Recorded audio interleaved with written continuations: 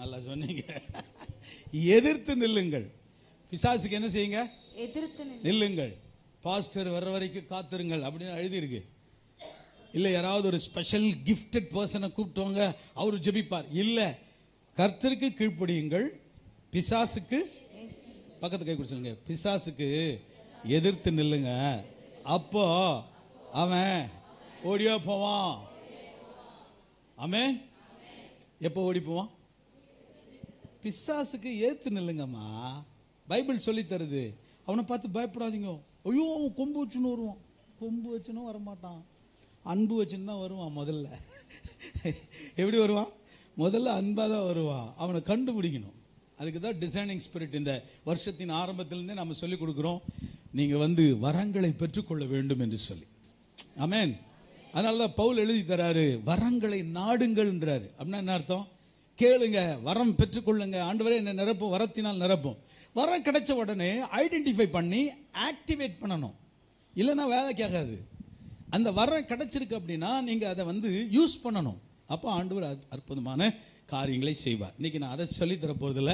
இன்னைக்கு கர்த்தருடைய உயிர்த்தெழுந்த நாளை நாம் கொண்டாடி கொண்டிருக்கிறோம். அதை பற்றி தான் சில வார்த்தைகளை உங்களோடு கூட பேசி நான் உங்களை ஆசீர்வதிக்க விரும்புகிறேன். ஆமென். ஹல்லேலூயா.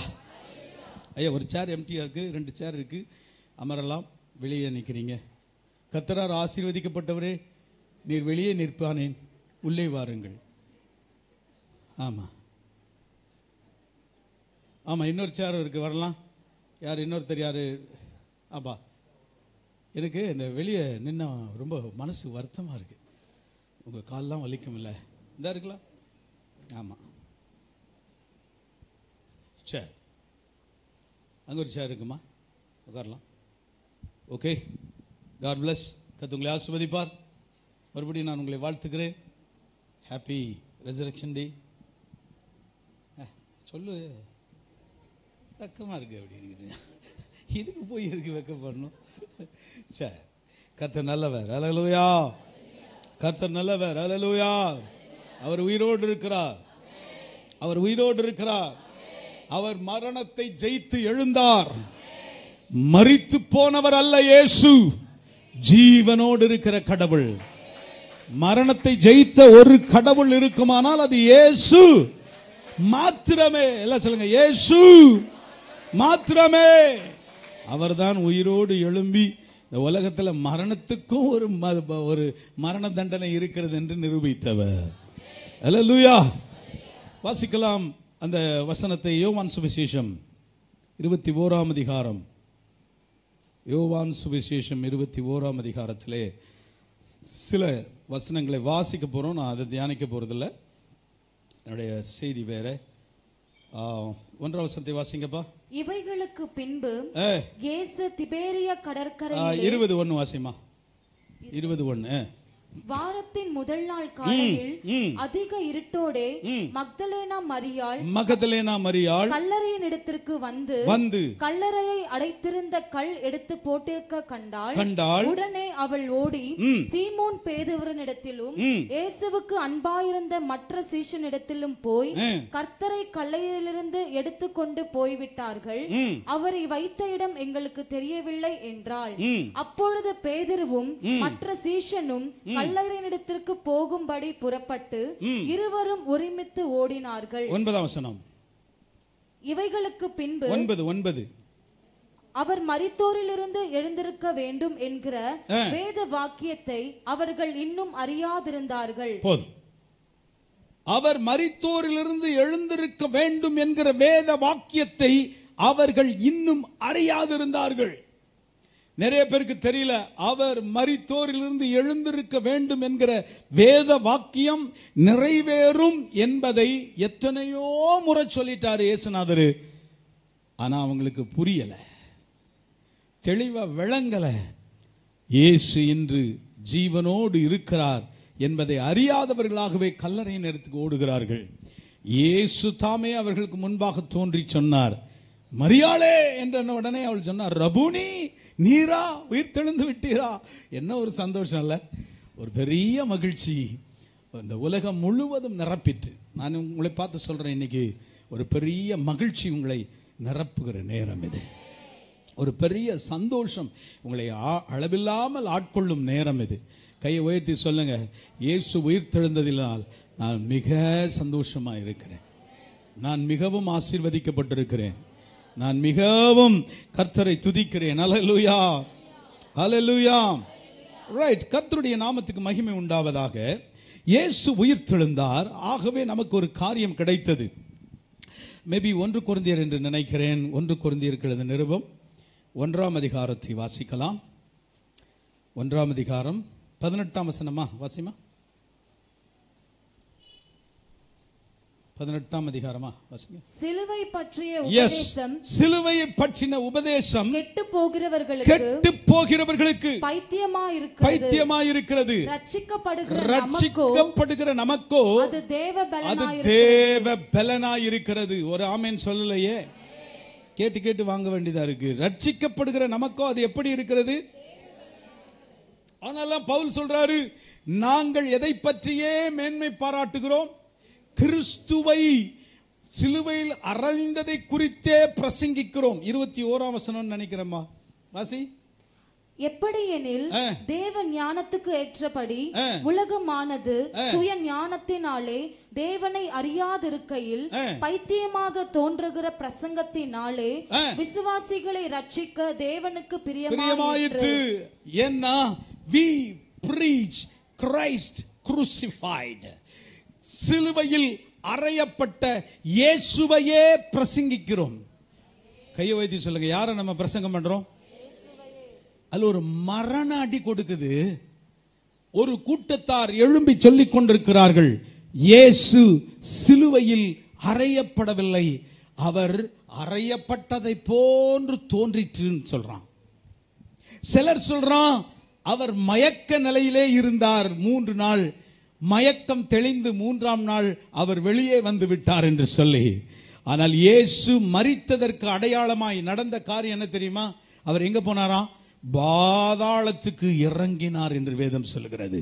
சிறைப்பட்டவர்களை, அங்கிருந்த தேவனுடைய பிள்ளைகளை சிறையாக்கி எங்கே கொண்டு போனாராம்? பாரடைஸ். அன்னைக்கு தான் முதல்ல இனாகிரேட் ஆகுது. ஆமென் சொல்லுங்க. சர்ச் கட்டிட்டு இருக்கோம், சீக்கிரம் இனாகிரேஷன் நடக்க போகுது அப்படின்னா எவ்வளவு உங்களுக்கு சந்தோஷமா இருக்கும். பாதாளத்தில் இருந்த தேவனுடைய பிள்ளைகளுடைய ஆத்துமாவை ஆண்டவராகிய இயேசு கிறிஸ்து சிறை பிடித்துக் கொண்டு எங்கே போய் வைத்தாராம்? பாரடைஸ் என்று சொல்லப்படுகிற பரதீசு என்கிற இடத்திற்கு கர்த்தர் கொண்டு போய் வைத்தார். ஆமென் சொல்லுங்களேன். அவர் அந்த வேலையை முடிக்கிறதுக்காக தான் அந்த 3 நாள் எடுத்துக்கிட்டார். இல்லையா சொல்லுங்க, கரங்களை வைத்து சொல்லுங்க ஆமென். இன்னைக்கு பாரடைஸ் அது தற்காலிக இடமாக இருக்கிறது. நம்முடைய ஆத்துமாக்கள் மரித்த போது, நம்முடைய சரீரம் மரிக்கிறது, ஆத்துமா எங்க போகுது? பாரடைஸ் என்கிற பரதீசுக்கு போகிறது. அங்க தற்காலிகமாக ரெஸ்ட் எடுப்போம், அப்புறம் கர்த்தர் வந்து நியாயம் தீர்ப்பார், நிரந்தரமான பரலோகத்துக்கு நாம் போய் விடுவோம். கரங்களை வைத்து சொல்லலையே. ஆகவே இயேசு மரித்தார் என்பது உண்மை, அவர் உயிரோடு எழும்பினார் என்பது உண்மை, அவர் இன்றும் ஜீவிக்கிறார் என்பது உண்மை. எத்தனை பேர் விசுவாசிக்கிறீங்க? நல்ல கவனிங்க, என்ன சொல்றார் பவுல்? நாங்கள் சிலுவையில் அறையப்பட்ட கிறிஸ்துவையே பிரசங்கிக்கிறோம். அப்படின்னா மற்றதெல்லாம் என்ன? நீ என்ன வேணா பிரசங்கம் பண்ணு, எவ்வளவு நேரம் வேணா பேசு, என்ன சொற்பொழிவு வேணா ஆற்று, அதெல்லாம் ஒண்ணுக்கும் ஆகாது. இயேசு கிறிஸ்து மரித்தார், உயிரோடு எழும்பினார் என்கிற செய்தி மாத்திரமே அது மிக விலை உயர்ந்த செய்தியாய் இருக்கிறது. கையை தட்டுங்களேன் கொஞ்சம், கையை தட்டுங்களேன் கொஞ்சம். அப்போ இயேசு இன்றும் ஜீவனோடு இருக்கிறார் என்பது எத்தனை பெரிய மகிழ்ச்சியான காரியம். ஹல்லேலூயா, ஹல்லேலூயா. இயேசுவை நிறைய பேர் புரிஞ்சுக்கிறது இல்லை. என்ன செய்யறது இல்லை? இயேசுவை நிறைய பேர் என்ன செய்யறது இல்லை? தயவுசெய்து பேசலைன்னா நான் நிறுத்திடுவேன். நீங்க புரிஞ்சுக்கிறதுக்காக தான் நான் உங்களை பேச வைக்கிறேன். இயேசு சொல்லுங்க, உயிரோடு இருக்கிறார் என்பதை, அவர் இருக்கிறார் என்பதையே புரிஞ்சுக்கிறது இல்லை. ஆமா, நமக்கு புரியுமா? உங்களுக்கு புரியுதா? கையை வைத்து சொல்லுங்க, இயேசு இன்னைக்கும் இருக்கிறார், இயேசு இன்றும் ஜீவனோடு இருக்கிறார். ஆமென். அவரை எப்படி புரிஞ்சுக்கலாம்? எல்லாருமே புரிஞ்சு கொள்ளலாம். பக்கத்தில் கை கொடு சொல்லுங்க, எல்லாருமே புரிஞ்சுக்கலாம். எல்லாருக்கும் புரியுற அளவுக்கு அவர் அற்புதமான ஆள். ஆமென். அவர் சொன்னார், he told that he was the bread of life. அவர் ஜீவ அப்பம் நானே என்று சொன்னார். ஆகவே பேக்கரி ஊழியர்களும் புரிந்து கொள்ளலாம். அல்லேலூயா. பேக்கரியில் வேலை செய்யறவன் கடவுள் இல்லைன்னு சொல்ல முடியாது. ஏன்னா அவர் சொன்னார், நானே ஜீவ அப்பமா இருக்கிறேன். ஆமென். Bakers may understand that he is the bread of life. ஆமென் சொல்லிட்டே இருங்க. ஆமென் சொல்லிட்டே இருங்க. அவர் ஜீவ அப்பம் நானே என்று சொன்னார். ஆகவே யாரு கூட புரிஞ்சுக்கலாம்? பேக்கர்ஸ் கூட புரிஞ்சுக்கலாம். அல்லேலூயா சொல்ல மாட்டேங்கிறீங்க? I am the light of the world ன்னு சொன்னாரு. அதனால எலக்ட்ரீஷியனும் புரிந்து கொள்ளலாம். அல்லேலூயா. நானே இந்த உலகத்துக்கு ஒளி என்றார். அதனால யாரு கூட புரிஞ்சுக்கலாம்? எலக்ட்ரீஷியன் இருக்கியா? எலக்ட்ரீஷியன் இருக்கியா? ஒரு அல்லேலூயா சொல்லலாம்ல? ஆமா, அவர் உலகத்துக்கு ஒளியாய் இருக்கிறார். ஆகவே அவர் எப்படிப்பட்டவராம்? எலக்ட்ரீஷியன் கூட புரிஞ்சுக்கலாம். ஆமென் சொல்ல மாட்டேங்கிறீங்களே? ஆமென் சொல்லுங்களேன். ஆமென். I am the door of the sheep சொன்னாரு. ஆடுகளின் வாசல் நானே என்று சொன்னார். ஆகவே மேய்ப்பர்களும் அவரை புரிந்து கொள்ளலாம். எத்தனை பேர் நீங்க ஆமென் சொல்லலாம்? நான் ஒன்னு நிறுத்திடுவேன். கரங்களை வைத்து சொல்லுங்க. He is the door of the sheep that the shepherd can understand. Hallelujah. மேய்ப்பர்களும் புரிந்து கொள்ளக்கூடிய அளவுக்கு அவர் தன்னை ஒரு மேய்ப்பனாக அவர் வழியாக காண்பித்தார். ஆமென் சொல்ல மாட்டேங்கிறீங்களா? Hallelujah. I am the good shepherd என்று சொன்னார். நானே நல்ல மேய்ப்பன் என்று சொன்னான். ஆகவே அவர் மேய்ப்பனாய் இருக்கிறபடியால் ஆடுகளாகிய நீங்களும் புரிந்து கொள்ளலாம். நல்ல ஆடுலாம் கையை தூக்கி ஒரு அல்லேலூயா. கள்ள ஆடுலாம் கையை தூக்கி அல்லேலூயா. என் பிரசங்கம் வீணாய் போய் கொண்டு இருக்கிறது. சோத்திரம். ஹல்லேலூயா. ஹல்லேலூயா. I am the son of God. நானே தேவனுடைய குமாரன் என்றார். ஆகவே பிதாக்கள் எல்லாம் புரிந்து கொள்ளலாம். அப்பா அம்மா ஒரு கையை தூக்கி அல்லேலூயா. இயேசு சொன்னார், நானே தேவகுமாரன். ஆமென். அப்பாவுக்கு பிள்ளைன்னு சொன்னாரு. கையை வைத்து சொல்லுங்க, எங்க அப்பா அப்பாவுக்கு பிள்ளை. ஆகவே நான் புரிஞ்சுக்குவேன், நானும் ஒரு அப்பா. அதனால அம்மாவும் சொல்லுங்க, நானும் புரிஞ்சுக்கிட்டேன் இயேசுநாதரை. கையை வைத்து சொல்லுங்க பார்க்கலாம். கையை வைத்து சொல்லுங்க. ஆமென். I am the resurrection என்று சொன்னார். நானே உயிர்த்தெழுதல். வெட்டியானும் புரிந்து கொள்ளலாம். உங்களுக்கு சரியாக்கு புரியல. வெட்டியானா யாரு தெரியுமா? என்னங்கய்யா? சுடுகாட்டில் இருக்கனுக்கும் ஆண்டவர் வெளிப்படுத்தினாரு. ஏன்னா நானே உயிர்த்தெழுதலும் ஜீவனுமா இருக்கிறேன். அல்லேலூயா. அல்லேலூயா. I am the way, I am the truth, I am the life என்று சொன்னார். நானே வழியும் சத்தியமும் ஜீவனுமாய் இருக்கிறேன் என்று சொன்னார். ஆகவே நம்ம ஒரு எல்லா அரசியல்வாதிகளும் புரிந்து கொள்ளலாம். ஏன்னா பொய்யவே பேசிக்கிட்டு இயேசுநாதர் நானே வழியும் சத்தியமும் ஜீவனுமாய் இருக்க. கையை வைத்து சொல்லுங்க பார்க்கலாம். அல்லேலூயா. நானே மெய்யான திராட்சை செடி என்று சொன்னார். ஆகவே தோட்டக்காரர்களும் அவரை புரிந்து கொள்ளலாம். கையை வைத்து சொல்லுங்க. தோட்டக்காரன் கூட அவனுக்கு புரிந்து கொள்ளலாம் இயேசு. ஏன்னா I am the true wine. நானே மெய்யான திராட்சை செடி என்று சொன்னார். கையை உயர்த்தி நீங்க சொல்லல வரைக்கும் விட மாட்டேன். ஆமென். Praise the Lord. Praise the Lord. Hallelujah. I am the Alpha and Omega. நானே ஆல்பாவும் ஒமேகாவும் ஆரம்பமும் முடிவுமாய் இருக்கிறேன் என்றார். Hallelujah. ஆகவே கட்டடை கல நிபுணர்களும் புரிந்து கொள்ளலாம். கரங்களை உயர்த்தி சொல்லுங்க. Hallelujah. I am the first and the last என்று சொன்னார். ஆகவே கணக்கு வாத்தியாரும் அவரை புரிந்து கொள்ளலாம். முதலும் முடிவுமாய் இருக்கிறார். கையை வைத்து சொல்லுங்க. அவர் யாரா இருக்கிறாராம்? முதலும் முடிவுமாய் இருக்கிறார். ஆமென். Praise the Lord. நானே ஜீவன் உள்ளவராய் இருக்கிறேன். ஆமென். அவர் உயிரோடு இருக்கிற கர்த்தர். Praise the Lord. Hallelujah. அவர் வழிகாட்டியாய் இருக்கிறார். அவர் நமக்கு வாழ்வளிக்கிறவராய் இருக்கிறார். அவர் நம்ம கூட இருக்கிறவராய் இருக்கிறார். அவர் எல்லாரும் புரிந்து கொள்ளுகிற அளவுக்கு அவர் தன்னை வெளிப்படுத்தி விட்டார். அவர் உயிர்த்தெழுந்த பிறகு சும்மா இல்ல. அதுக்கு பேரே எப்படி சொல்றாங்க அப்படின்னா போஸ்ட் ரெசரக்ஷன் மினிஸ்ட்ரி. அவர் உயிரோடு எழுந்த பிறகு சும்மா இல்ல, எல்லாருக்கும் காட்சி கொடுத்து கொண்டே இருந்தார். மேல் வீட்டறையிலே காட்சி கொடுத்தார். எம்மாவு சீசருக்கு காட்சி கொடுத்தார். Praise the Lord. எம்மாவூர் சீஷருக்கு காட்சி கொடுத்தார். அல்லேலூயா. அவர் கல்லறைக்கு வந்த சீஷர்கள் எடுத்து காட்சி கொடுத்தார். வேதம் சொல்லுகிறது 500க்கும் மேற்பட்டோர் இயேசுவை தரிசித்தார்கள். அல்லேலூயா. இன்றும் ஈரானிலும் ஈராக்கிலும் சகல அரபு தேசங்களிலும் இயேசு தம்மை வெளிப்படுத்துகிறார். என்ன சுவிசேஷம் எங்கெங்க போக முடியலையோ அங்கெல்லாம் தன்னைத்தானே அவர் வெளிப்படுத்துகிறார். உயிருள்ள கர்த்தராய் தன்னை வெளிப்படுத்துகிறார். காரணம், அவர் இன்றும் ஜீவனோடு இருக்கிறார். கையை வைத்து சொல்லுங்க, ஜீவனோடு இருக்கிறார். அவர் இன்றும் ஜீவனோடு இருக்கிறார். அல்லேலூயா. அவர் இன்றும் என்ன செய்கிறார்? ஜீவனோடு இருக்கிறார். அல்லேலூயா.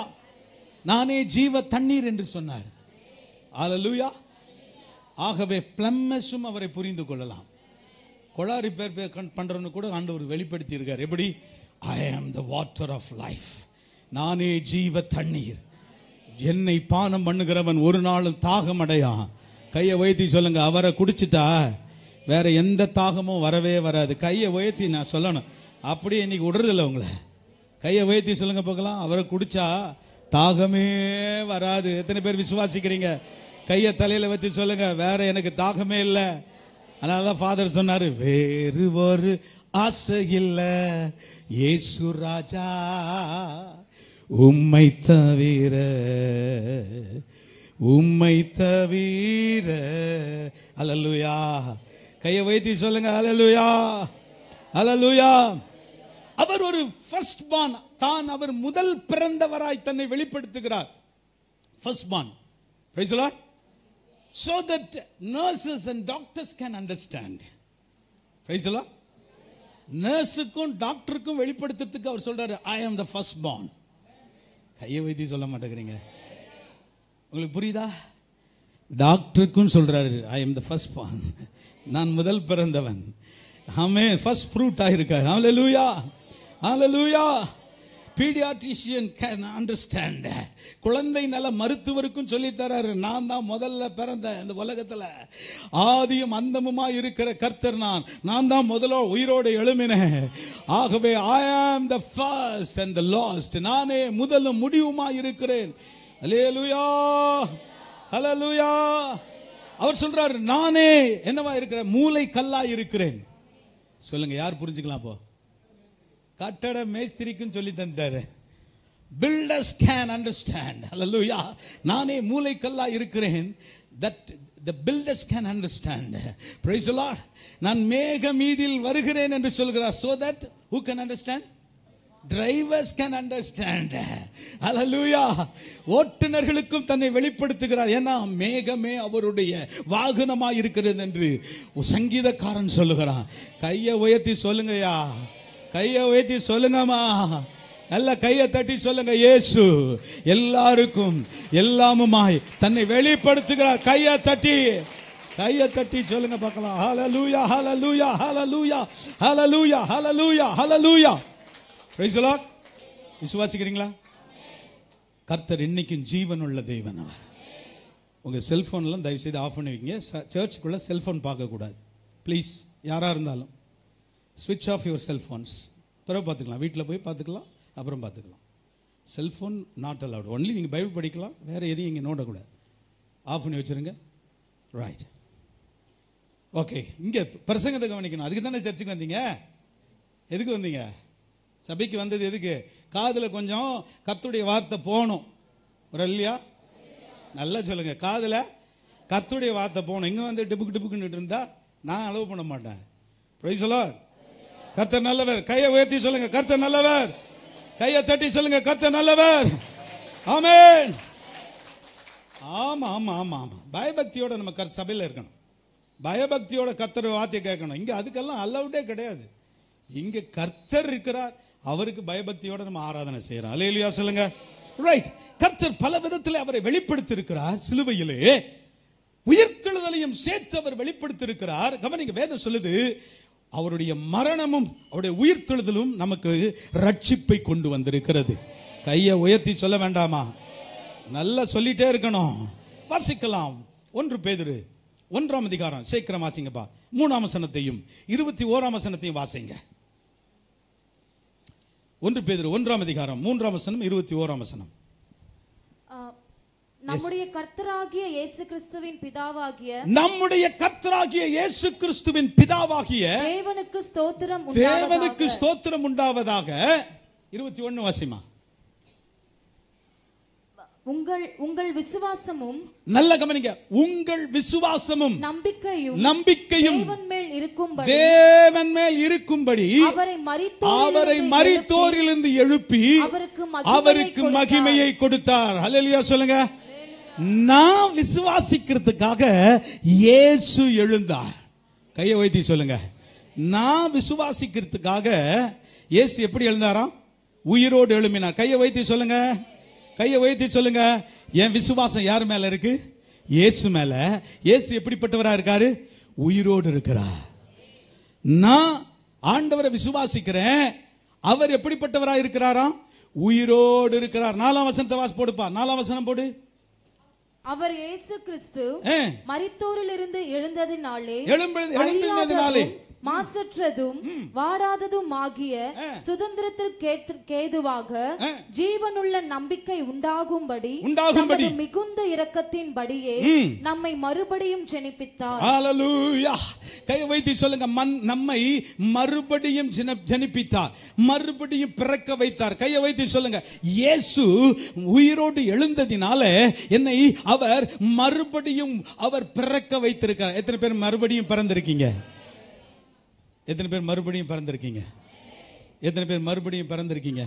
கையை உயர்த்தி. எத்தனை பேர் மறுபடியும் பிறந்திருக்கீங்க? நிக்கதோமு கேட்டான், ஆண்டவரே எனக்கு இவ்வளவு வயசாயிருச்சே, நான் திரும்பவும் வயிற்றுல போய் அம்மா வயிற்றுல இருந்து பிறக்கிறதுக்கு முடியுமா?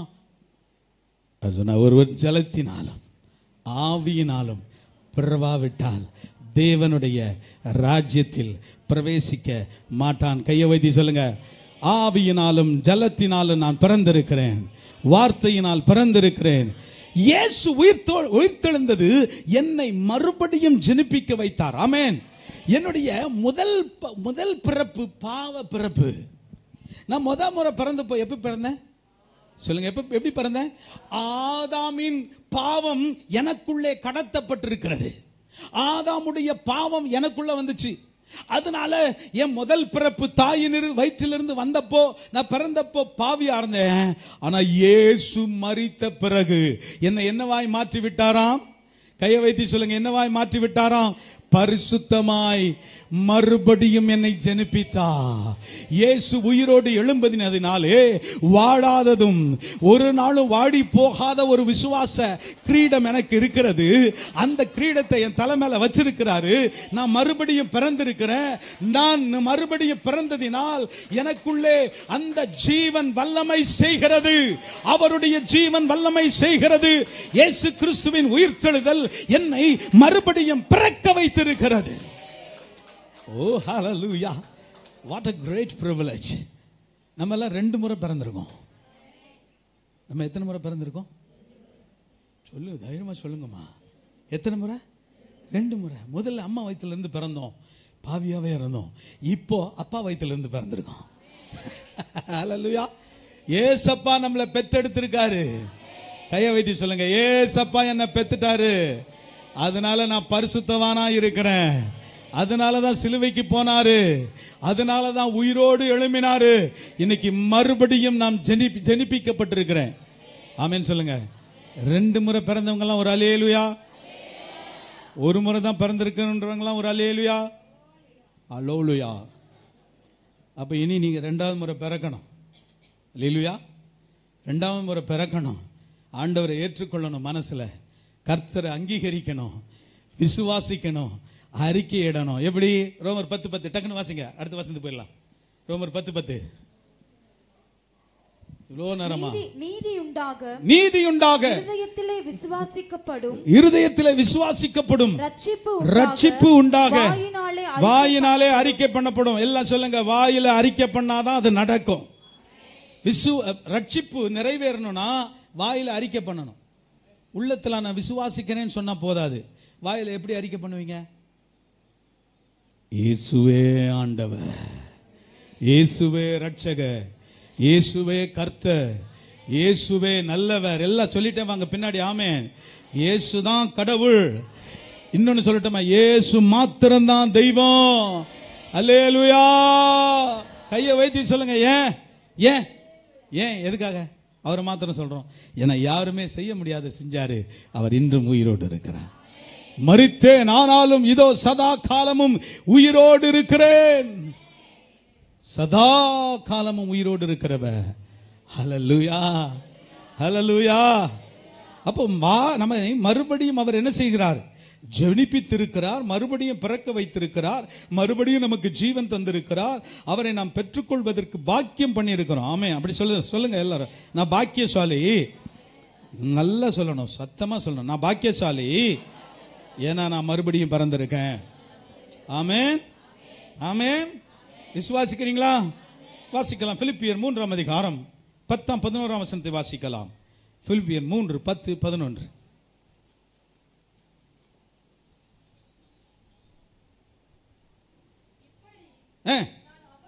அவரையும் அவருடைய உயிர்த்தெழுதலின் வல்லமையையும் அவருடைய பாடுகளின் ஐக்கியத்தையும் அறிகிறதற்கும் அவருடைய மரணத்துக்கொப்பான மரணத்திற்கு உள்ளாகி எப்படியானும் நான் மரித்தோரிலிருந்து உயிரோடு எழுந்திருப்பதற்கு தகுதியாகும்படிக்கும் அவருக்காக எல்லாவற்றையும் நஷ்டம் என்று விட்டேன், குப்பையுமாய் எண்ணுகிறேன். சரி, நீங்க எத்தனை பேர் உயிர் தள்ள போறீங்க மரித்த பிறகு? இப்ப இயேசு வந்தா நம்ம மரிக்காதவர்களும் போயிருவோம். மரிச்ச பிறகு உயிரோடு எழும்புறதுக்கு என்ன தகுதி? என்னமா தகுதி சொல்லுங்க, டக்கு டக்குன்னு. என்னமா தகுதி? அது சமைக்க தெரியணும். அப்படியா? அது அட்லீஸ்ட் 10வது படிச்சிருக்கணும். அப்படியா? என்ன தகுதிமா? படிச்சாலும் சொல்ல மாட்டேங்கிறீங்க. இப்பதானே படிச்சீங்க. வாசிங்கப்பா. 11ஆம் வசனம்.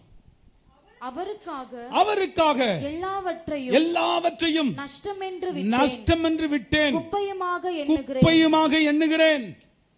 என்னவா எண்ணுகிறேன்? ஏன்னா அதுக்கு அடுத்த வாசமா, அவருக்காக எல்லாவற்றையும் நஷ்டமாக குப்பையுமாக எண்ணுகிறேன். இல்ல எதற்காக?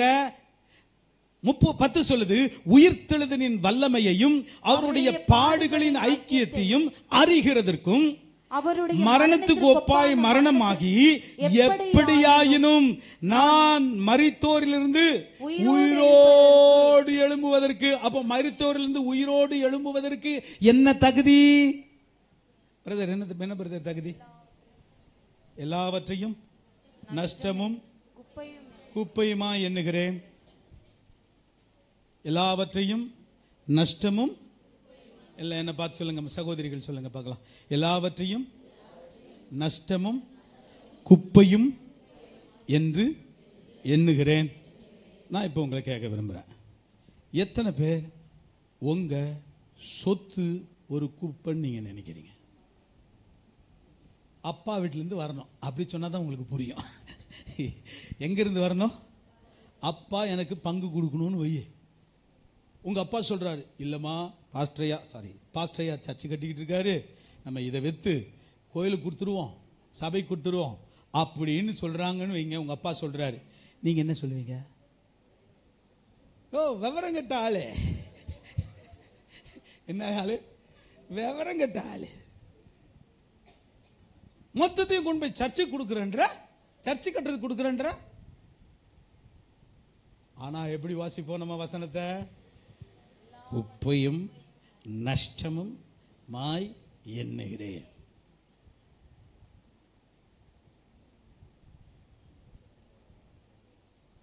என்றீங்களா? நம்ம ஸ்டேட்டஸை என்னைக்காவது விட்டு கொடுத்துருக்கோமா? நான் கேட்கிறேன். நான் வர்றேன், எந்திரிச்சு கூட நிக்கல அவங்க. நான் வரேன், ஸ்தோத்திரம் கூட பண்ணல. ஏப்பா, ஸ்தோத்திரம் உனக்கு பண்ணணுமா கர்த்தருக்கு பண்ணணுமா? கர்த்தருக்கு ஸ்தோத்திரம் தான், அது பேரே என்னதான்? உங்களை பார்க்கறதுனால கர்த்தருக்கு ஸ்தோத்திரம். எங்க ஒரு பிள்ளை கையை கொடு பாப்பா. உன்னை பார்க்கறதுனால கர்த்தருக்கு ஸ்தோத்திரம், பிரைஸ் தி லார்ட் அப்படின்னு எதுக்கு சொல்றோம்?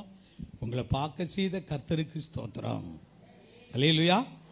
உங்களை உயிரோடு வச்சுங்கிறாரு அந்த ஆண்டவருக்கு ஸ்தோத்திரம். உங்களுக்கு நல்ல சம்பாத்தியம் தராரு அந்த ஆண்டவருக்கு ஸ்தோத்திரம். உங்களை பரிசுத்தமா காத்துக்கிட்டு இருக்காரு அந்த ஆண்டவருக்கு ஸ்தோத்திரம். ஆமா, நாம என்ன சொல்றோம்? என் ஸ்டேட்டஸ் என்ன, என் டிகிரி என்ன, என் படிப்பு என்ன? பவுல் சொல்றாரு, அவ்வளத்தையும் நஷ்டமும் குப்பையுமா நீ நினைக்கலனா என்ன ஆகும்? பக்கத்தில் கை சொல்லுங்க, நான் சொல்றேன். இப்போ பக்கத்தில் கை கொடுத்து சொல்லுங்க. எந்திக்க மாட்டேன். என்ன மாட்டேன்? என்ன மாட்டேன்? என்னைக்கு நம்ம செத்து மேலே போறதுக்கு அடக்கம் பண்ணிடுவாங்கல்ல, மண்ணுக்கு மண்ணாகவும் சாம்பலுக்கு நான் தான் வருவேன். மண்ணுக்கு மண்ணாகவும் சாம்பலுக்கு சாம்பலாகவும் புழுதிக்கு புழுதியாகவும் உன்னை ஒப்பு கொடுக்கிறேன் போனோடனே அவன் எடுத்து எறிகிறான் பாரு மண்ணை. அப்பா சத்தாண்டாவேன் அப்படின்னு. அப்படி முடிச்ச பிறகு ஒரு நாள் இந்த சரீரமும் எழும்பும். எப்படிப்பட்ட சரீரமா எழும்பும்? இது மண்ணுக்கு ஏதுவான சரீரமாய் விதைக்கப்பட்டது, மேன்மைக்கு ஏதுவான சரீரமாய் எழும்புமா? வாசிக்கலாம் அந்த வசந்த rose. I was so excited இந்த மார்னிங். காலையில் நான் வாசித்தப்போ ரொம்ப எனக்கு பயங்கர எக்ஸைட் ஆயிடுச்சு. ரொம்ப ஃபெமிலியர் வசனம் தான். வாசிக்கலாம். 1 கொரிந்தியர் 15ஆம் அதிகாரம். 1 கொரிந்தியர் 15ஆம் அதிகாரம். திருப்புங்க. Thank you Jesus. 1 கொரிந்தியர் 15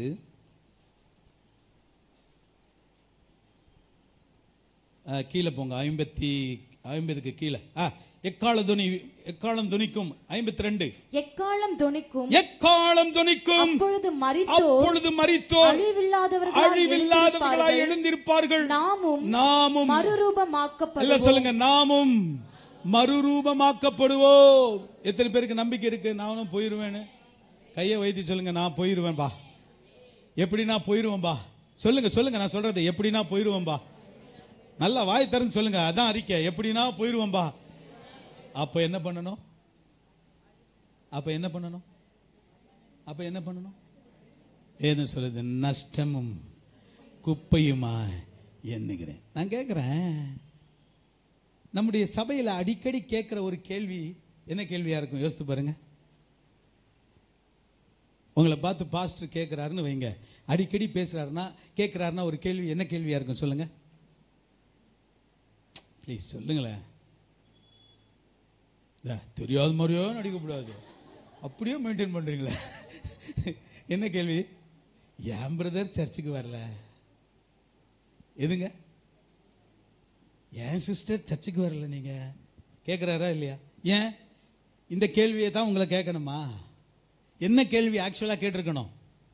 எத்தனை பேரை பிரதர் ஆதாயப்படுத்திருக்கீங்க, பிரதர் சிஸ்டர் எத்தனை பேரை இயேசுநாதருக்குள்ள நடத்திருக்கீங்க அப்படின்னு கேட்கணுமா?